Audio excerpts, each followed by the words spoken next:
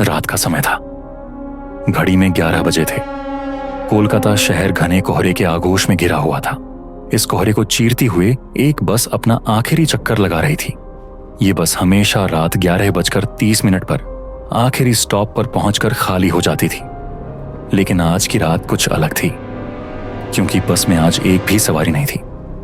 Bus driver Raghu और conductor Mahendra हमेशा की तरह बस चला रहे थे। शहर की सड़कों और गलियों से होकर बस धीरे धीरे आगे बढ़ रही थी। महेंद्र ने खाली सीटों की ओर देखा और जम्हाई लेते हुए कहा, रघु भाई, आज तो बस में सवारी ही नहीं है। लगता है सीधे डिपो में चलना पड़ेगा।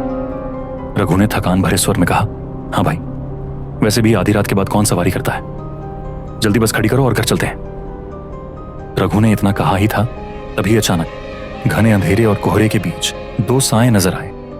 ये दो लोग धीरे धीरे बस की ओर बढ़ रहे थे। बस जैसे ही अगले स्टॉप पर रुकी, रघु ने देखा सामने सफेद साड़ी पहने एक बुजुर्ग महिला खड़ी थी। उसकी कमर झुकी हुई और बाल बिखरे, आंखें लाल थीं और चेहरा सफेद और भावहीन था। उसने हाथ में एक पुराना बैग पकड़ा हुआ था। उसके ठीक बगल में एक युवा लड़का सिर झुकाकर खड़ा था। रघु ने महेंद्र से कहा, इतनी रात को यह बुजुर्ग महिला कहां जा रही है। महेंद्र ने बस का गेट खोलते हुए कहा, अरे अम्मा, इतनी रात को कहां जाना है आपको? और ये भाई साहब, आप कहां से आ रहे हो? बुजुर्ग महिला ने धीमी और थकी हुई आवाज में कहा, बेटा, हमें बस के आखिरी स्टॉप तक जाना है। कैसे भी करके हमें वहां पहुंचा दो। किराया भले ही पहले ले लो। महेंद्र ने कहा, कोई बात नहीं अम्मा, आ जाओ, किराया बस में दे देना। वो दोनों बस में चढ़ गए और बिना कुछ बोले सबसे पीछे की सीट पर जाकर बैठ गए। बस फिर से चल पड़ी। उन दोनों के बस में चढ़ने के बाद रघु और महेंद्र दोनों को कुछ अजीब सा महसूस हुआ।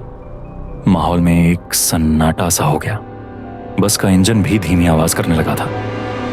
महेंद्र ने धीरे से रघु से कहा, रघु भाई, कुछ गड़बड़ है। जब से वो दोनों बस में बैठे हैं, तब से बस में अजीब सा माहौल हो गया है। ऐसा लगता है हमने इंसानों की बजाय किसी और को बस में चढ़ा लिया है। महेंद्र की बात सुनकर रघु ने हंसते हुए कहा, अरे तू भी ना ज्यादा भूत प्रेत की कहानियां मत पढ़ा कर। असल जिंदगी में भी तुझे सब भूत प्रेत ही लगते हैं। चुपचाप से बस चला। लेकिन महेंद्र की नजर बार बार पीछे जाती थी। उसने देखा कि वो बुजुर्ग महिला कुछ फुसफुसा रही थी और लड़का चुपचाप बैठा हुआ था। बस अभी कुछ आगे ही बढ़ी थी कि तभी बस की लाइटें अचानक से झपकने लगीं। बस के अंदर ठंडक इतनी बढ़ गई कि मानो किसी ने ऐसी चालू कर दिया हो, जबकि बस की सभी खिड़कियां बंद थीं। रघु ने डरते हुए कहा, यह सब क्या हो रहा है महेंद्र? महेंद्र को ऐसा लगा जैसे बस के अंदर कोई धीमी आवाज में रो रहा है। रघु, तुमने सुना? मुझे लगता है पीछे कोई रो रहा है। हाँ, लग तो मुझे भी रहा है। महेंद्र ने हिम्मत करके पीछे मुड़कर देखा। वो दोनों सवारियां अपनी सीट पर बिल्कुल स्थिर बैठी थीं। बुजुर्ग महिला के होंठ हिल रहे थे और लड़के की आंखें अब भी नीचे थीं। महेंद्र से रहा नहीं गया। उसने बस रोक दी और रघु से कहा, रघु भाई, मैं जाकर पूछता हूं कि आखिर माजरा क्या है। ये लोग कुछ अजीब से लग रहे हैं। रघु ने कहा, जा भाई, जल्दी पूछ और निकाल इनको। मुझे भी अब डर लग रहा है। महेंद्र धीरे धीरे बस की पिछली सीट की ओर बढ़ा। उसने बुजुर्ग महिला से कहा, अम्मा, आप कहां उतरेंगी? आखिरी स्टॉप आने वाला है। बुजुर्ग महिला ने धीरे से अपना सिर उठाया और कहा, बेटा, आखिरी स्टॉप तो बहुत पहले आ चुका है। महेंद्र महिला का चेहरा बहुत पास से देखा और घबराकर पीछे हट गया। इसके बाद उसने उस लड़के की तरफ अपनी नजरें घुमाई। लड़के ने धीरे धीरे अपना चेहरा उठाया। उसकी आंखें लाल थीं और उसके होंठों पर हल्की सी मुस्कान थी। लड़के ने कहा, हम तो वहीं से चढ़े थे जहां से कोई लौट कर नहीं आता। अब तुम भी हमारे साथ वहीं चलोगे। महेंद्र की चीख पूरे बस में गूंज उठी। रघु ने घबराकर बस की ओर देखा, लेकिन अब बस खाली थी। महेंद्र गायब हो चुका था।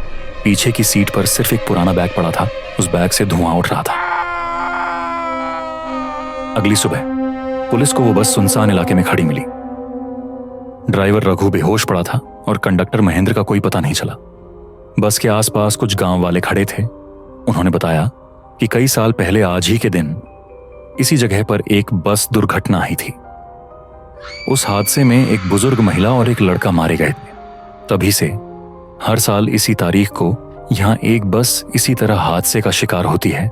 बुजुर्ग महिला और एक लड़का दोनों हर साल इसी दिन शहर से आने वाली आखिरी बस में सवार होते हैं और जो उन्हें अपनी बस में बैठाते हैं वो कभी लौट कर नहीं आते और हर साल ये सिलसिला चलता रहता है।